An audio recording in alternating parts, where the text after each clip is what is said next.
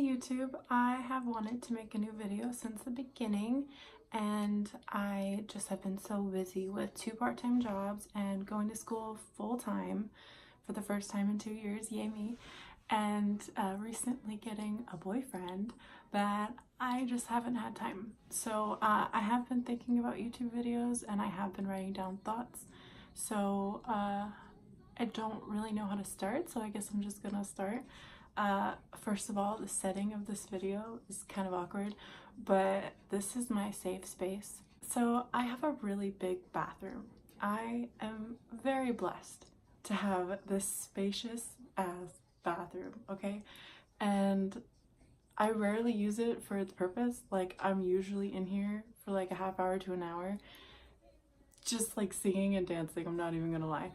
And that is when I feel the most at peace with myself, because it's just me and I'm just taking the time to be me and to enjoy myself.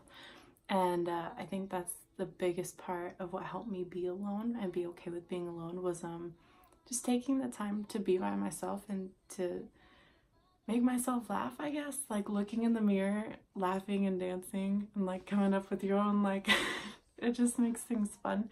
And oh, you have to do it naked.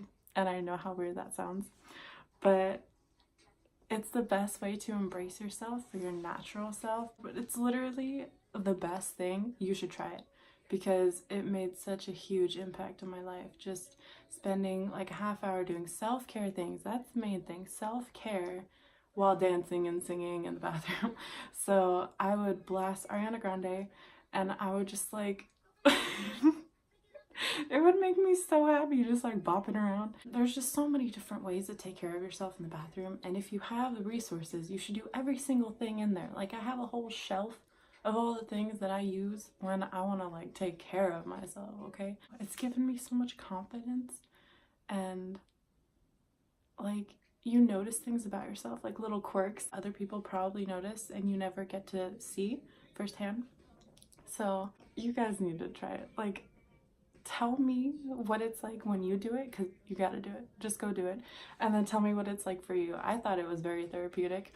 And I don't know why I started doing it. I just started doing it and it was so much fun. So I still do it. I usually light a candle. That's why there's one behind me. I think I'm just gonna read these and then I'm gonna talk about them. So I've always obsessed over something to bring me joy, and that was always something in pop culture. So gosh, it ranges from like the Jonas Brothers to One Direction to boys. So all of that obsession had to go somewhere growing up, right? So where else but to codependent relationships? So this is gonna be fun to talk about, oh man. When I started really obsessing over myself though, like learning every single thing that I could about myself, I no longer felt incomplete. I think I was obsessing over all of these things because I was searching for something and I didn't feel whole in myself, like by myself.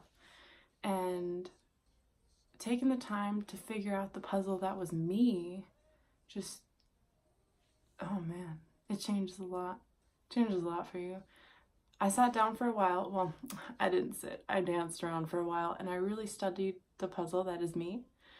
And as weird as that sounds, I just took the time to understand myself. And like I said kind of earlier, just noticing things about yourself, like taking the time to get to know how you move and how you talk and how you dance and how you sing, even if it's not good singing, just like being in tune with your voice and your body and how you feel about yourself. And if you don't like anything when you look at yourself in the mirror, then you're not looking hard enough. You're not looking long enough. You can find at least one thing that you like about yourself. Like, I dare you. Go do it. Go dance in the bathroom naked and tell me one thing that you like about yourself, because I know that it exists. So that was the first part of my notes. Well, and I had a random thought the other day on my way to class. What gets us up out of bed every morning? Responsibility, obligation, excitement, fear. So like I just started taking my brother to school to help my parents out, and he is the most awful person to wake up in the morning, like really.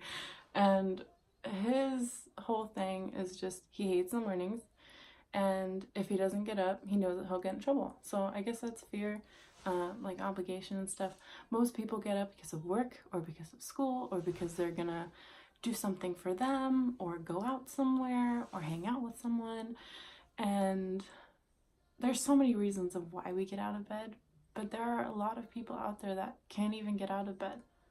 Like, it's that bad for them, whether it's an illness like physical or it's a mental illness where you just can't bring yourself to get out of bed. I've been there and it's not easy, but finding a reason to, like, you may have a whole bunch of responsibilities and obligations, but find one exciting thing to do in the day. If it's just something that makes you feel good, or it's something to look forward to, like eating your favorite ice cream, or I don't know, going somewhere. If you don't like working out, find a way to get moving without working out exactly. Like, trick yourself. Like, dancing is technically working out. For a whole month after some pretty big like relationship stuff went on, I was trying to figure out how to be able to get out of bed and like move forward in life. And I had never been alone. I'd always been in codependent relationships, and I'd always focused on the other person, and I'd never taken the time to really get to know myself. So I started getting out of bed, making some tea, and sitting by the window with the candle. And sometimes I would just listen to music and cry. So there was that. Or I would get like a self-help book or like a spiritual book because I love universe stuff. And I just tried to like tune out everything else and just focus on me, how I was feeling, how like certain things within my body actually felt. Like, you don't really sit in the moment and focus on your breathing and be mindful unless you're like super aware that you're trying. Gosh, mindfulness is so good. Like, really take a moment to be present right now in this moment and breathe. Like, in, out. Stay in this moment with me, okay? Because when you're thinking so far in the future, or you're getting really stuck up on the past, you're not living. You're not in the present moment. And there's no way you're going to be happy if you're so focused on one or the other. The only way that you could be happy in the now, feeling happy, is doing something in the moment that makes you happy. So, I mean, that's it's pretty straightforward, right? So, at a certain point, getting out of bed and trying to do little things for myself, I started really trying to dedicate a lot of time to taking care of myself. So I would come in here and I would just do all of these like bathroom things, like I had mentioned earlier, and eventually that led to singing and dancing and going crazy. And I learned the most about myself that way, and it's a weird way, but like I even have a friend, well, a special person, that has admitted that when he is in the shower and he sings and dances naked, like he feels like so much better about himself, like confident, and it's because you're embracing yourself and your body. For me, it started by taking care of my body, and obviously that was just by being more mindful of what I was eating and what I was drinking, how much of it, every day, day in and day out. And I started doing intentional exercise. So I was 235 pounds, as I think I've said before. So I didn't do much then, like at the time. I didn't ever work out. So I just tried to do a couple things every week to kind of get me moving, I guess. But at a certain point, I was like, you know what? I'm going to do this. So I did high intensity interval training on the treadmill at my apartment complex, maybe 2 times a week for 30 minutes. And I would do intervals. So I would do 2 minutes of walking and then 3 minutes of running. High intensity interval training was like my best friend to lose the first 50 pounds. So, I mean, it's effective. From the physical, taking care of myself, I then took care of my mind. It's a little personal, but I decided to finally take care of my mental health. So now I'm stable and that's good. But I had to make the conscious effort and choice to do that. Then I worked on my heart by removing myself from not one, but two codependent relationship situations over the span of a year. I think what's important is in a codependent relationship, that means you're getting lost in it and you don't know yourself. That's like the basis. So if you take the time to take a step back, know yourself, and not need to depend on that other person for your happiness, to know that your happiness comes from inside you, you're good. You can go back. But if they are entirely dependent on you, that's a problem. And they also need to take time to figure themselves out. So from experience, it works, and then you're both happy, hopefully, if it works the way it's supposed to. So going from taking care of my physical self to my mind to my heart, then I focused on my soul. So as I've said, over that month of time that I mentioned earlier of being okay with being alone, I looked within and I focused solely on myself and my personal growth, which I'd never really done to this extent. Like, I'd lost, what, almost 90 pounds. And I was only just taking the time to understand my inner self. Because yeah, like, I fixed my outer self, I guess, but I didn't fix anything inside. I was still as broken and emotionally damaged as I was when I was 90 pounds heavier. So, I mean, that's one thing to take into consideration. You could completely change your physique, but that doesn't necessarily mean that the inside reflects the outside, or vice versa. I guess all of this is like the embodiment of soul searching. So that's what I did. I searched for my soul and I found it. So yeah, I came a long way. And you can too. So I have teamed up with a woman called Coral Dawn. At least that's what she's called on Instagram.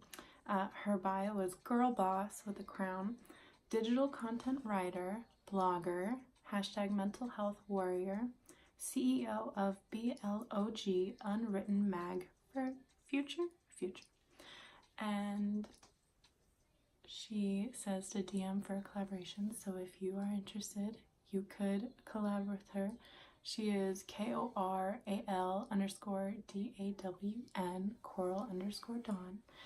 And her blog is theunsanityblog.com. So that is where she posted my posts about me.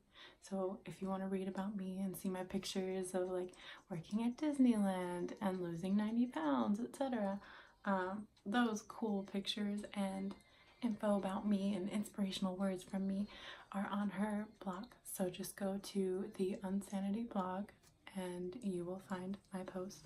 Hopefully, I think she'll post it because this video's done and she's been waiting on me for 2 months to post it. So Coral Dawn, that's her name. Go find her, follow her, like her, all that. Read her blog. She's a really good writer and she has a bunch of guest people like telling their stories. And she actually, I think she found me through my last video, INFJ warrior in willpower and strength or something. She's a mental health warrior. So, I mean, I am too, and I didn't even know it. I will put all of her information in the description, and if you could just go show her some love, that would be awesome. I'd appreciate you very much. Let me know if you want me to do more videos. I'm gonna leave it at that. Thank you guys. I appreciate you. Bye.